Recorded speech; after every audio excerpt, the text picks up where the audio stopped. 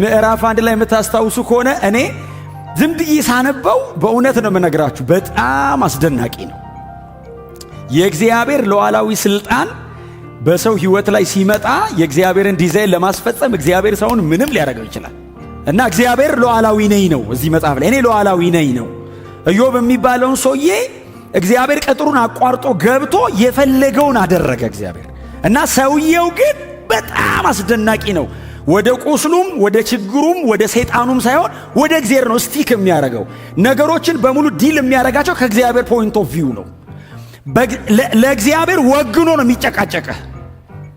ጌታ ይባረክ። እና ምዕራፍ 1 ላይ የምታስታውሱ ከሆነ ሰውየው ዖፅ የሚባል አገር ይኖር ነበር ይላል። የሜሶጶጣሚያ ደቡብ ክፍል ነው፣ በሙት ባህር ሳይድ ማለት ነው። እና የዖፅ አገር ነዋሪው ኢዮብ እግዚአብሔርን ይፈራል። ቀጥሎ ጻድቅ ነው። ልጆች አሉት። በጣም ባለጠጋ ነው። በጣም ይገርማችሁ በአብርሃም ዘመን ነው ኢዮብ የነበረው ሀብት የሚለካው። በእነ አብርሃም ዘመን ነው እንደዚህ አይነት ሀብት የሚለካው። ከዛ በኋላ በእንደዚህ አይነት መንገድ ሀብት አይለካም። ሰውየው ይኖርበት የነበረበት ዘመንም ነው እሱ። እና በከብት ብዛት በነበረው በአህያ ብዛት በእህል ብዛት ነው የሚለካው። እና ሰውየው እጅግ ባለጠጋ ነው፣ የተከበረም ነበር ይላል። እና እግዚአብሔርና ሰይጣን ኢዮብ በማያውቅበት መንገድ ነው አይደል የተነጋገሩት። ሰይጣን ወደ እግዚአብሔር ገባ እና በእግዚአብሔር ፊት ቆመ ይላል። የእግዚአብሔር ልጆች ቆመው ሰይጣንም ገብቶ ቆመ። እና ድሮ ሰይጣን ይገባ ነበር። አሁን ኢየሱስ መጥቶ ነው እኛ የገባ ነው። እና ገብቶ ሲቆም እግዚአብሔር ጠየቀው፣ ከየት መጣ አለው። ምድርን ዞርኳት አለው። ስትዞር ታዲያ ባሬን ኢዮብን አየው አለው። ምድርን ዞርኳት ሲል በሜሶጶጣሚያ አልፏል ማለት ነው። ሰውየው ያለው እዛ አካባቢ ነው። አሁን አፍሪካን መጥቷል። ባይዘይ ምድርን በሙሉ እሱ መንፈስ ነው፣ እንደኛ እኮ አይራመድም። ዞርኳት ሲለው ባሬን ኢዮብን አየው ሲል አዎ አይቼዋለሁ አለ። ይፈራኛል፣ ይወደኛል፣ ያከብረኛል አለ። አይ አለው። በዚህ እንኳን እርግጠኛ እንዳትሆን አለው። እንዴት አለው? አጥራጥረለት፣ ቅጥር ቀጥረለት። በሩቁ እኮ ነው የምናየው እኛ ራሱ ኢዮብን አለው። ለመጨበጥ ራሱ እኮ አንችልም። አንተ አጥረ ሆነው ቅጥሩ በጣም ትልቅ ነው። አጥሩ ትልቅ ነው። እስቲ ቅጥሩን አንሳ፣ ዙሪያው ያለውን ነገር እስቲ ውሰድበትና ያኔ አለው ሰይጣን ይሰድብሃል አለው። እግዚአብሔር ያሳይ። ሰውየው በሰላም ተቀምጦ መንፈሳዊ ዓለም ላይ ነው እንትን አይሰድበኝም አለው እግዚአብሔር። ሰይጣንስ ይሰድብሃል አለው።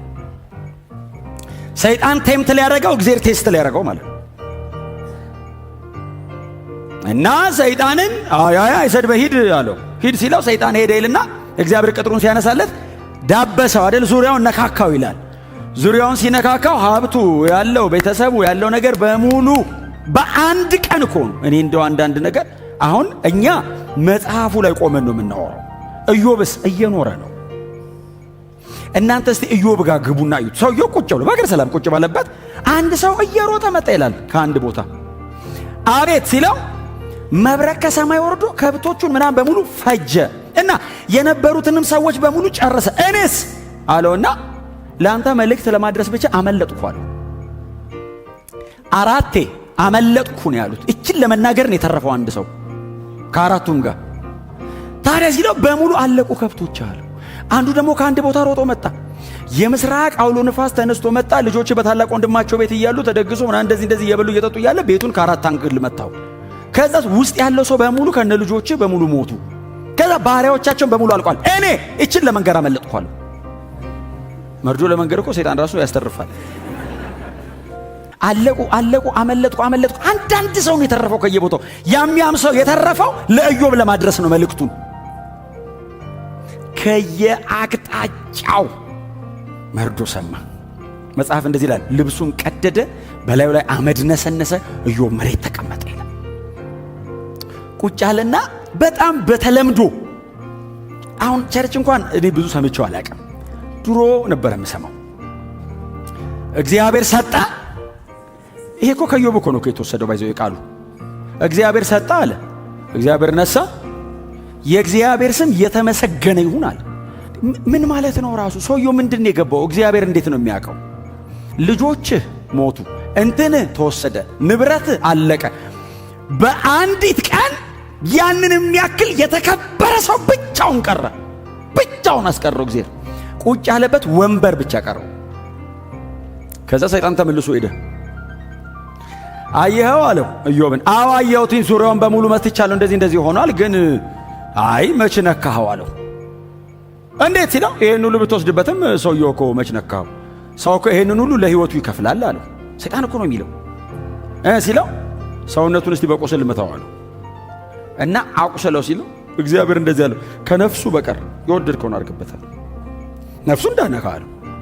በኢየሱስ ክርስቶስ ሰይጣን ተመልሶ መጣ፣ ቁስሉን በገል አከከ ይላል። እንደዚህ በገል ገል ታውቃላችሁ? በዛ ማከካቶ ቢጣራ እንደዚህ ይላል አይደል? የባሪያ ባሪያ ብጠራው አይሰማኝም ማለት እንደዚህ ይወረዳል። የባሪያ ባሪያው አለ እኔ ብጠራውን አለ አይሰማኝም አለ። ያን ያክል ኢዮብ በጣም ወረደና ልክ በዚህ አይነት ሲቃይ ውስጥ እያለ ከሩቅ የነበሩ የኢዮብ 3 ጓደኞች ሰሙ ይላል ስለ ኢዮብ። በልዳዶስ፣ ሶፋርና አንደኛው ማነሱ 3 ናቸው። ኤልፋዝ 3ቱ ሊያጽናኑት እኮ ነው የመጡት። አንዴ እኮ ከባድ ሊያጽናኑት መጡ ይላል። ከምዕራፍ 3 እስከ ምዕራፍ 31 ከነሱ ጋር ጭቅጭቅ ሊያጽናኑት መጥቶ አሁን አይዞ በርታ ነው እኮ ማጽናናት። መጥቶ እንደዚህ ይሉታል፣ አይ የተደበቀማ ኃጢአት ሰርተሃል አሉት። የተሰወረ ኃጢአት አለ፣ በእግዚአብሔር ጻድቁንማ እንደዚህ አያረግም አሉት። እንዴ እግዚአብሔር እኮ ጻድቅ ነው አሉት። አዎ ይላል ኢዮብ። እና በጽድቅ የኖረን ሰው እግዚአብሔር እንደዚህ ያደርጋል? አንተማ በልብ ውስጥ እኛ ያላወቅነው የተደበቀ አንድማ በደል አለብህ፣ ኃጢአት ሰርተሃል አሉት። አልሰራውም አለ። እኔ ኃጢአት አልሰራውም፣ ኃጢአት አላረኩም። ታዲያ እንዴት ይሄ ሁሉ ወረደ ላይ ሲሉት እኔ ምን አውቃለሁ፣ ይምጣና ሲጠይቀዋለሁ አለ። እግዚአብሔር ይምጣና አዎ እኔና እግዚአብሔር እንጠያየቅ እስቲ። እኔ በድየው እኔ ኃጢአት ሰርቼ በእኔ ኃጢአት ምክንያት ከሆነ አዎ እግዚአብሔር ይምጣና እስቲ ስለ የትኛው ኃጢአቴ ነው የምትናገረኝ እንደዚህ የምታደርገኝ ልበለው። ጓደኞቹ እሳት ላይ አስቀምጠውት ኢዮብ እንደዚህ ያለ እግዚአብሔር ይምጣና እኔና እግዚአብሔር እናውራ። ያው እንደዚህ አልቀጠለም። እግዚአብሔር መጣ ይላል። ያው መጽሐፉ እናንተ እንድታጠኑት ነው። እግዚአብሔር መጣ ይምጣና እንጠይቅ ሲል እግዚአብሔር መጣ። ኢዮብ አለ አቤት ነው መጥቻለሁ አለ። እኔ እናንተ እንድንጠያየቅ ነው አለ። በል ወገብህን ታጠቅ አለ። ወገቡ በል ከኔ ጋር ልታወራ ነው አለው። እኔ እናንተ እኮ ልናወራ ነው። በል ታጠቅና ቁም ሲለው ያው እንግዲህ ለክፉ ቀን መቀንደትናን አይጠፋም። ወገቡን ታጠቅ ይላል። ቆመሃል? አዎ። ተዘጋጀው? ልምጣ አለው። አዎ። ከየትም እኮ አይመጣም፣ እዛው ነው ያለው። እንዲዘጋጅ ነው ለሰውየው። በሁሉ ቦታ የሚኖር አምላክ መጣና እንደዚህ አለ። ኢዮብን ስለ ኃጢአቱ አይደለም ያወራው፣ እግዚአብሔር ስለ ማንነቱ ነው የጠየቀው። ኢዮብ አለው አቤት በውኑ ሰማይና ምድርን ስፈጥር የት ነበርካል? ኧረ አልነበርኩም።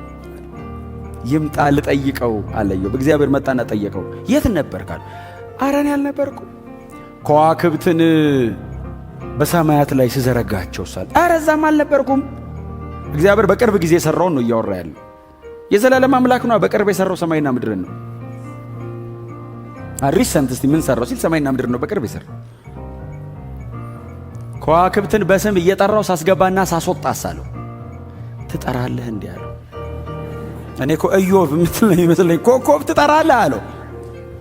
እነ ድብ እነ ምናምን እያልኩ ከዋክብት ትጠራለህ አለው። ና ግባ ድባው መሽቶብሃል ግባ እላለሁ። እንትና ጠዋት ነው ውጣ አላል። ከዋክብትን አሰማራቸዋለሁ አለው። እንደዚህ አይነት አምላክ ነህ አለው። አዎ እንኳን እንዲያረካለው ኢዮብ ይሄንን ሁሉ ሲቃይ ሰብስቦ መመረቂያ ቴሲስ ሲጽፍ እግዚአብሔር ትልቅ ነው፣ እኛም እንደዚህ እኔን ያረከኝ አንተና አላቅም ነበር ለካ ምንም ብታረገኝ ልክ ነህ አለው። ክብር ለኢየሱስ ይሁን። ኢዮብ ታውቃላችሁ በአዲስ ኪዳናችን ላይ አንድ ቦታ ብቻ ነው የተጠቀሰው። አንድ ቦታ ተጠቅሷል፣ ግን በጣም ይገርማችሁ ተጠቅሷል። አንድ ቦታ ያዕቆብ 5:11 ላይ ተጠቅሷል። ያዕቆብ 5:11 ላይ ከትዕግስት አንጻር ነው የተጠቀሰው። ኢዮብ ታገሰ እና ከትዕግስት አንጻር ተጠቅሷል። ኢዮብ ግን የሚያልፍበት መከራ በጣም ሲበዛበት አንድ ልመና ለምኗል። አንድ ምጥ ኢዮብ 19 ላይ አንድ ቃል አንብብላችሁ እዚሁ እናንተ አውጡት እስቲ አብረን እንድናነብ፣ ምክንያቱም ለምደናል አይደል? አውጥተን ማንበብ። ኢዮብ 19 25 ላንብብላችሁ፣ እስከታች ድረስ ላንብብላችሁ። እንደዚህ ይላል ከ25 ጀምሮ የሚቤዠኝ ሕያው እንደሆነ በመጨረሻም በምድር ላይ እንደሚቆም አውቃለሁ። ቆዳዬ ቢጠፋም ከሥጋዬ ብለይም እግዚአብሔርን አየዋለሁ። ሌላ ሳይሆን እኔው በገዛ ዓይኔ እኔ ራሴ አየዋለሁ። ልቤ በውስጤ ምንኛ በጉጉት ዛለ። የችግሩ መንስኤ በውስጡ አለ። እኛ እንዴት እናሳድደዋለን ብትሉ ቁጣ በሰይፍ መቀጣትን ያስከትላልና ራሳችሁ ሰይፍን ፍሩ፣ በዚያን ጊዜ ፍርድ እንዳለ ታውቃላችሁ ይላል። በጣም ይገርማችሁ ቁጥር 25 ላይ ፕሪዲክት ነው አይደል ያደረገው፣ መተንበይ ሳይሆን ቀድሞ ሊሆን ያለው ነገር ገባው። የሚቤዠኝ ሕያው እንደሆነ በመጨረሻም በምድር ላይ እንደሚቆም አውቃለሁ አለ። በእኔና በእግዚአብሔር መካከል ምዕራፍ 9 ላይ ወደኋላ ተመልሳችሁ እናንተ በኋላ ጊዜ ተገኙ አንብቡት። በእኔና በእግዚአብሔር መካከል የሚቤዠኝ ይመጣል።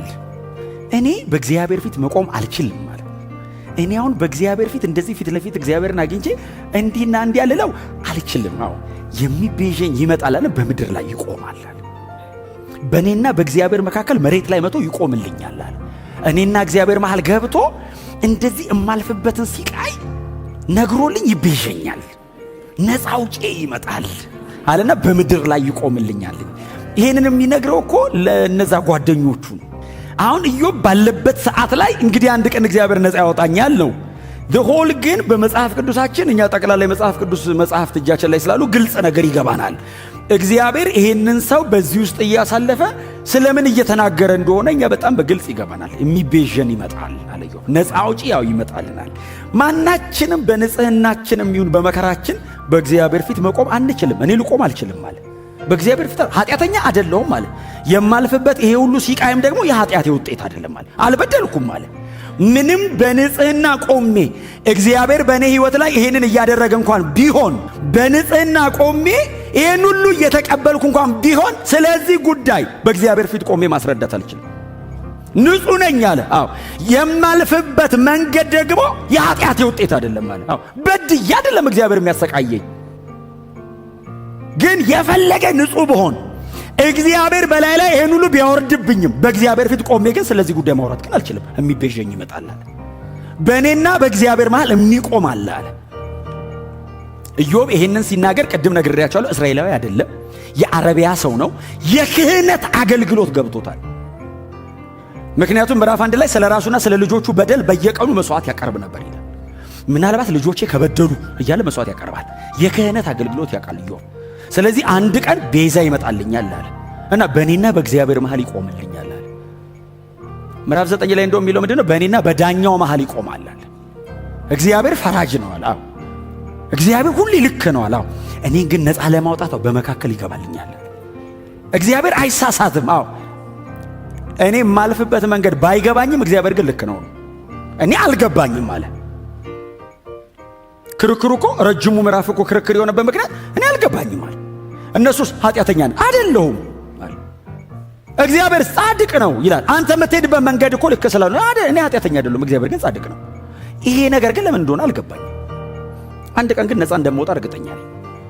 ተቤዤ ይመጣል፣ በእኔና በእሱ መሃል መሬት ላይ ይቆማል አለ። ኢትስ ኢንካርኔሽን።